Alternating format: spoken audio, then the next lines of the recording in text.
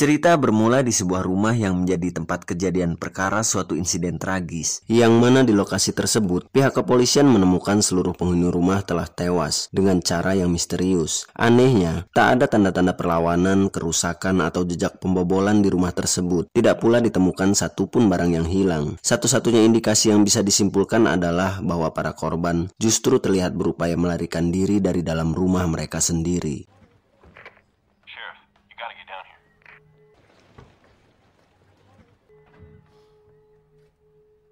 Saat menyisir area basement, polisi menemukan sesosok mayat perempuan yang terkubur di dalam tanah, yang mana setelah dilakukan penyelidikan lebih lanjut, didapati bahwa perempuan tersebut tidak memiliki identitas dan tak memiliki hubungan keluarga dengan para korban yang mati di rumah tersebut. Oleh karena itu, pihak kepolisian memutuskan untuk memberi nama sementara kepada jasad anonim tersebut, yaitu Jendo.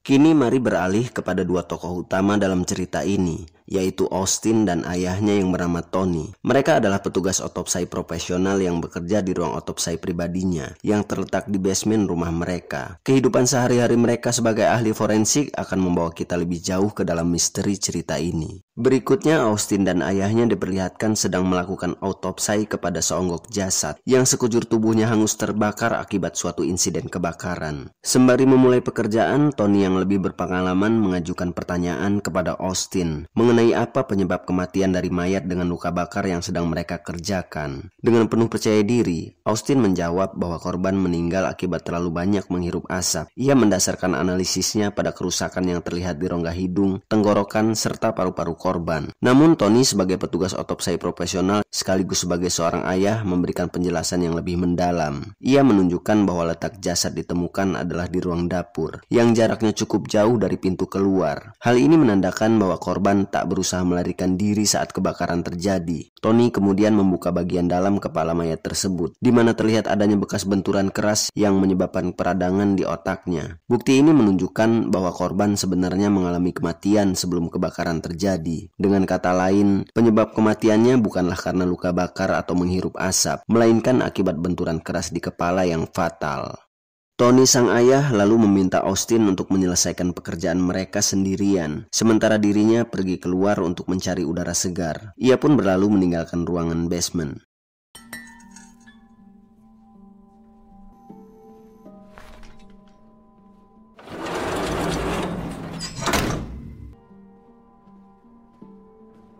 Saat Austin hampir selesai membereskan pekerjaan yang baru dituntaskan, ia dikejutkan oleh kucing peliharaan ayahnya yang berhasil menangkap seekor tikus dari saluran udara. Dengan cepat, Austin membuang tikus mati itu ke bak sampah dan kembali beres-beres. Namun tiba-tiba Austin merasa kalau seseorang mengawasinya dari sudut ruangan yang tersembunyi. Telinganya menangkap sebuah suara samar dari luar ruangan yang membuatnya penasaran. Austin lalu keluar untuk mencari tahu sumber suara itu, dan saat ia menyusuri ruangan untuk memeriksa sekitarnya,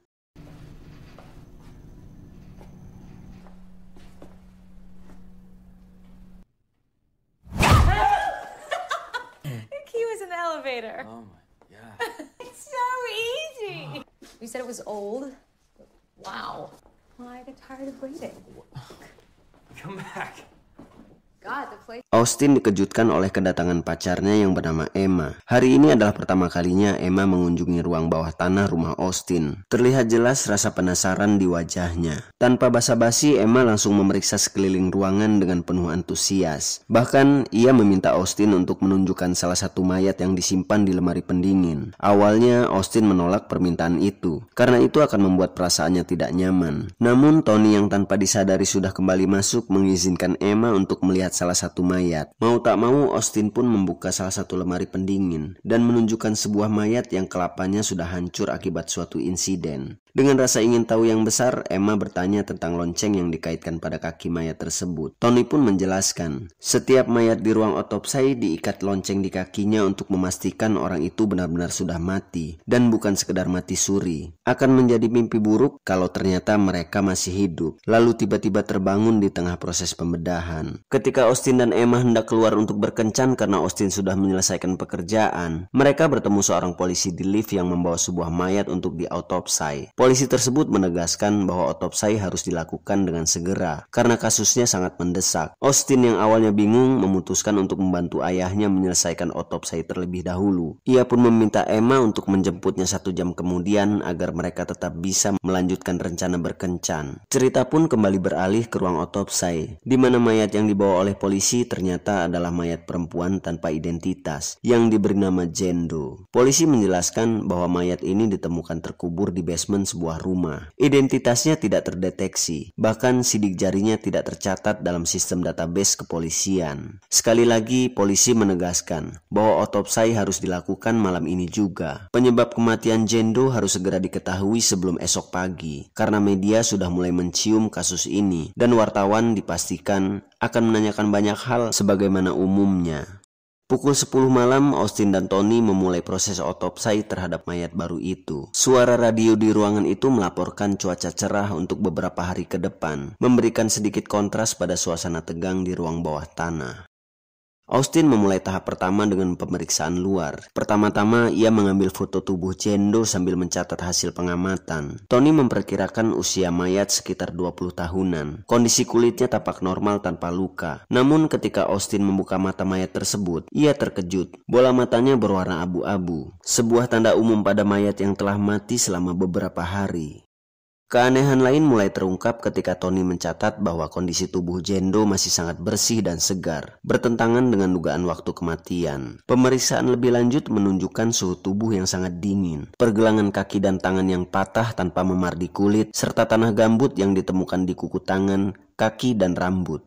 Tony menjelaskan bahwa tanah gambut biasanya hanya ditemukan di wilayah utara yang terpencil, bukan di area perkotaan padat seperti lokasi penemuan mayat ini. Keanehan semakin bertambah ketika Austin membuka mulut Jane Doe dan menemukan lidahnya telah terpotong. Tony mencoba menganalisis situasi ini dan membuat kesimpulan sementara bahwa mungkin perempuan malang ini adalah korban perdagangan manusia.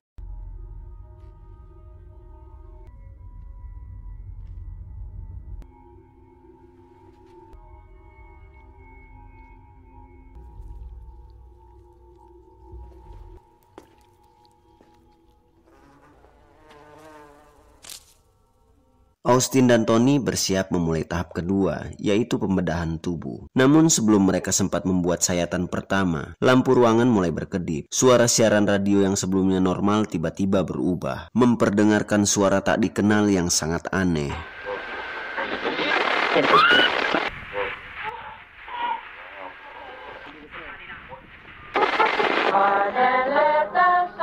Keduanya pun saling berpandangan. Sesaat suasana berubah menjadi lebih mencekam. Seolah-olah ada sesuatu yang tak terlihat yang tidak ingin mereka melanjutkan pekerjaan ini. Entah apa yang terjadi dengan Jane Doe. Mungkin otopsi ini bukan sekedar mencari penyebab kematian, tetapi juga membuka misteri yang jauh lebih dalam dan berbahaya. Dan akhirnya setelah tubuh Jane Doe selesai dibedah, Austin diminta ayahnya untuk menyimpan sebagian darah Jane Doe ke dalam lemari pendingin. Namun, darah tersebut tampak merembes dan menembus wadah penyimpanan, seperti menolak untuk disimpan.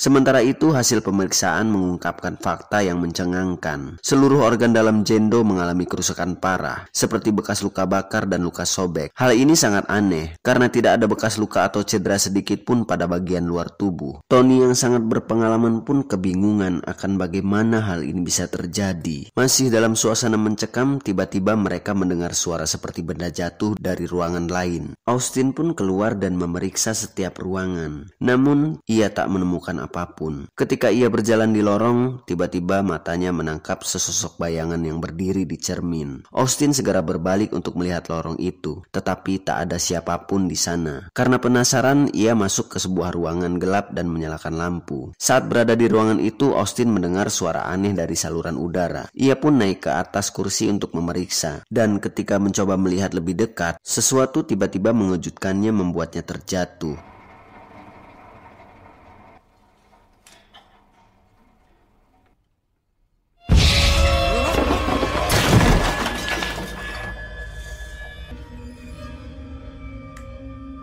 Are you okay?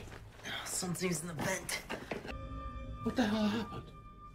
Dan saat Austin kembali memeriksa saluran udara itu, ia menemukan kucing peliharaan ayahnya dalam kondisi tak bernyawa, dengan luka yang cukup parah di tubuhnya, seperti telah diserang oleh sesuatu. Dengan berat hati, Tony pun memutuskan untuk membakar bangkai kucing kesayangannya itu di ruang kremasi. Ketika mereka kembali ke ruang otopsi, sebuah lemari penyimpanan mayat tiba-tiba terbuka dengan sendirinya. Meski mulai merasa aneh dan was-was, mereka melanjutkan proses otopsi tahap ketiga, yaitu pemeriksaan organ dalam. Saat memeriksa organ bagian dalam Jendo, mereka menemukan sebuah bunga yang aneh, yang setelah diamati ternyata adalah bunga Jimsonweed, tanaman yang diketahui dapat menyebabkan kelumpuhan. Tak lama kemudian, radio di ruangan itu mengumumkan bahwa cuaca akan berubah drastis, dengan hujan deras dan angin kencang yang akan segera datang. Dalam pemeriksaan lanjutan, Tony menemukan sebuah kain kecil yang terlipat di dalam lambung Jendo. Kain itu mengandung simbol-simbol aneh, mirip dengan lambang satanik. Ketika mereka membuka kulit bagian dalam Jendo, mereka kembali dikejutkan oleh apa yang terlihat, karena terdapat simbol yang sama yang tampak terukir di lapisan dalam kulit mayat tersebut. This happened to her for a reason. These bodies are not just CODs, Dad. Mommy told me something. You're not going anywhere. It's all about the devil himself. Hey, Dad. She said he will never ever leave you. Sunshine in. Keadaan semakin mencekam ketika saluran radio tiba-tiba berubah sendiri. Pintu-pintu lemari mayat terbuka tanpa sebab dan lampu di ruangan itu berkedip-kedip hingga akhirnya semua bolamnya pecah. 'Cause I'll never wear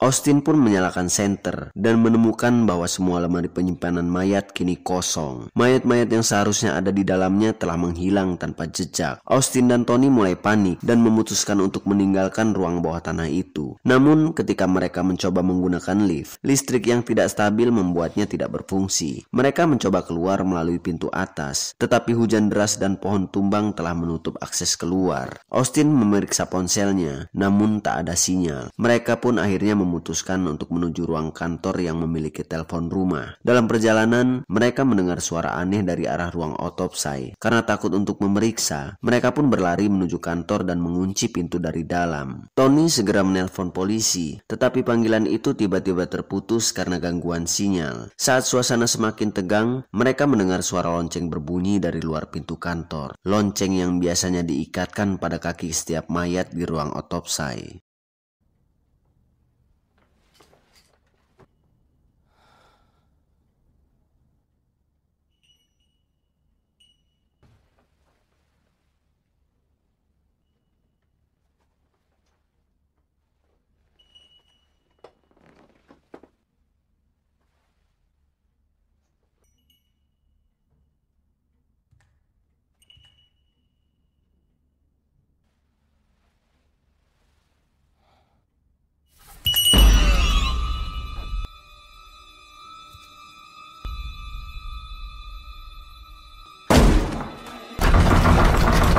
Mereka segera memindahkan sebuah lemari kayu besar untuk menahan pintu agar tidak terbuka. Setelah beberapa saat, benturan pada pintu berhenti dan suara lonceng yang sebelumnya terdengar pun menghilang. Mereka mulai menyadari bahwa ada sesuatu yang sangat salah dengan mayat Jendo dan membuat mereka semakin cemas. Saat Tony sedang membersihkan tangannya, tiba-tiba sesuatu yang tidak terlihat menyerangnya. Dad! No! Oh, Dad!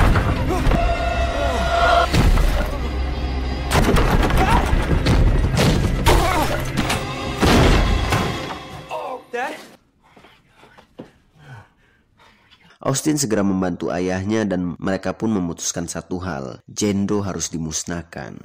Tak ada pilihan lain, keduanya pun kembali ke ruang otopsi untuk membakar mayat Jendo. Namun saat mereka hendak memulai, pintu ruang otopsi tertutup dan terkunci dengan sendirinya. Austin mengambil sebuah kapak dan mencoba merusak pintu. Ketika ia mengintip melalui celah kecil yang berhasil dirusak, sesuatu yang menakutkan membuatnya mundur dengan panik.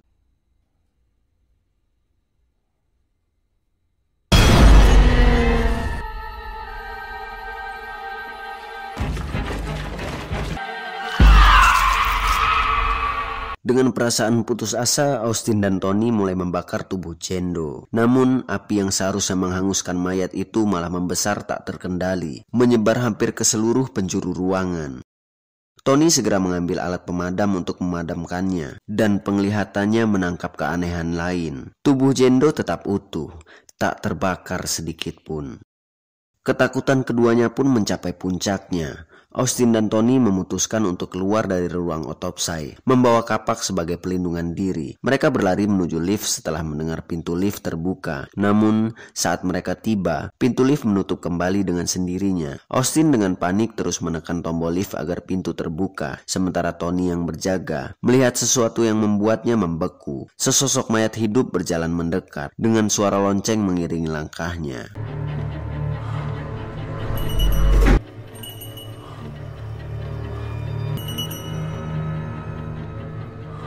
Untungnya pintu lift akhirnya terbuka. Namun setelah mereka di dalam, pintu lift kembali macet, tak bisa menutup sepenuhnya. Tony yang memegang kapak bersiap melawan apapun yang mendekat. Saat sosok tersebut hampir tiba, Tony menghantamnya dengan kapaknya. Namun ketika Austin keluar lift untuk memastikan keadaan, ia sangat terkejut. Sosok yang mereka kira mayat hidup ternyata adalah Emma.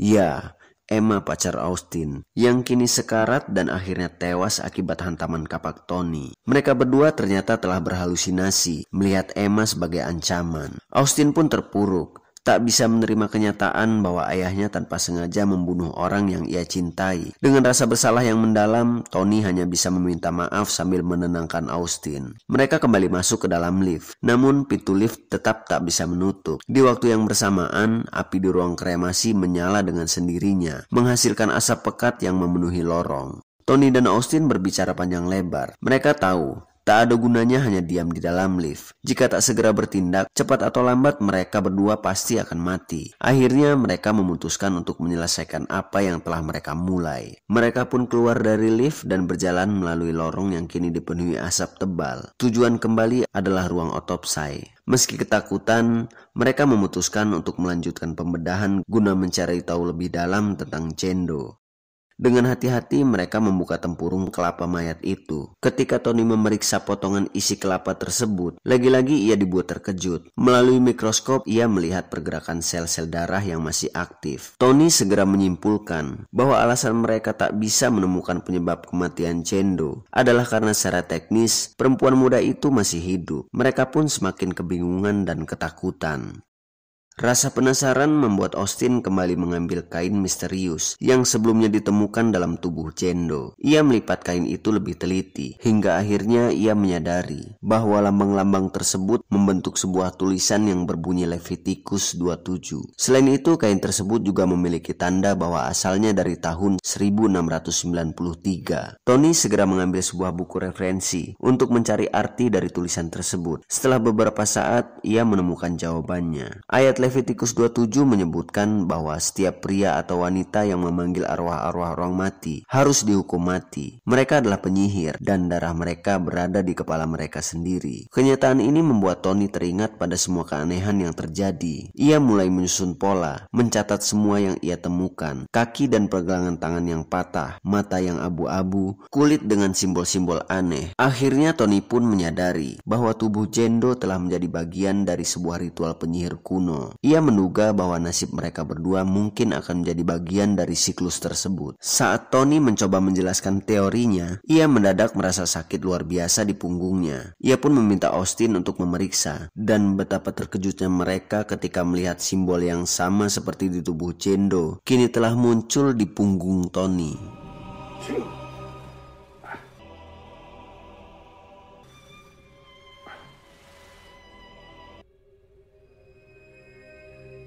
Ketegangan semakin memuncak ketika pintu ruang otopsi kembali didobrak dengan keras. Suara itu semakin mendesak, seolah-olah sesuatu mencoba menerobos masuk. Dengan cepat Austin berusaha menahan pintu itu agar tidak terbuka, sementara Tony beralih fokus pada Jendo. Tony yang sudah merasa tidak ada jalan keluar mendekati mayat Jendo. Dengan nada putus asa, ia memohon kepada mayat itu untuk mengambil nyawanya dan tak menyakiti putranya. Namun permohonannya disambut dengan hal yang lebih mengerikan. Tiba-tiba Tiba-tiba Tony mulai merasakan sakit yang luar biasa. Paru-parunya terasa terbakar. Pergelangan tangan dan kakinya patah secara tiba-tiba dan matanya berubah menjadi abu-abu seperti tanda-tanda pada mayat Jendo. Di sisi lain tubuh Jendo mulai pulih secara ajaib. Pergelangan tangannya yang patah kini kembali normal. Matanya yang abu-abu kembali berwarna hitam dan darah yang sebelumnya diambil oleh Austin mengalir kembali ke tubuhnya. Semua luka yang terlihat di tubuhnya pun lenyap, meninggalkan mayat itu dalam kondisi sempurna, seolah tak pernah terjadi apa-apa. Setelah mengalami serangkaian kejadian yang mengerikan, Austin kini menyaksikan ayahnya Tony dengan kondisi tubuh yang sama persis seperti mayat Jendo. Sesaat Austin duduk terpaku di tengah ruang autopsi. Hatinya didera kesedihan mendalam atas kehilangan ayahnya. Namun keheningan itu tak berlangsung lama. Tiba-tiba seluruh lampu di ruangan menyala kembali. Saluran radio yang sebelumnya penuh gangguan kembali normal, menyiarkan alunan nada lembut yang terdengar ironis di tengah suasana mencekam. Austin mendengar suara seseorang memanggil namanya dari arah pintu basement.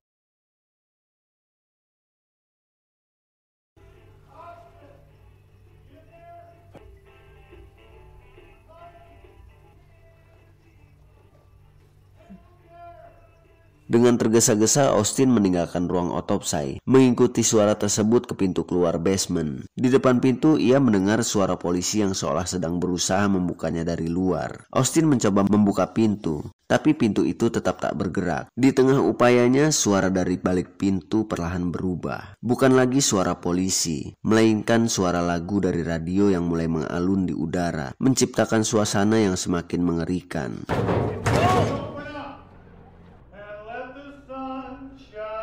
Saat Austin menyadari ada sesuatu yang salah, ia mendengar suara lonceng dari bawah tangga basement. Jantungnya berdetak kencang. Ketika ia melihat ke arah tangga, ia kehilangan keseimbangan dan jatuh dari tangga. Ia pun tewas seketika di tempat itu. Hari berganti, cahaya mentari pagi menyinari rumah itu. Pihak kepolisian menemukan tubuh Austin, Emma, dan Tony di ruang basement dengan kondisi mengenaskan. Namun yang mengejutkan, mayat Jendo tetap utuh. Tak ada satupun bekas pembedahan di tubuhnya, seolah tak pernah disentuh sama sekali. Polisi yang menemukan situasi tersebut mencatat bahwa pintu keluar basement tak pernah tertimpa pohon. Tidak ada tanda-tanda kerusakan atau penghalang apapun yang membuat pintu itu tak bisa dibuka. Sementara itu, melalui saluran radio, terdengar laporan bahwa cuaca di wilayah tersebut telah cerah tanpa hujan selama 4 hari berturut-turut, bertolak belakang dengan pengalaman Austin dan ayahnya sebelumnya. Polisi pun memutuskan membawa mayat Jendo ke fasilitas lain untuk penyelidikan lebih lanjut. Ambulans melaju perlahan di jalanan yang sepi. Namun saat berada di tengah perjalanan, suasana kembali berubah. Lagu dari saluran radio di dalam ambulans mulai berubah menjadi suara yang tidak jelas, diiringi suara lonceng samar yang terdengar dari kejauhan. Dan film pun tamat.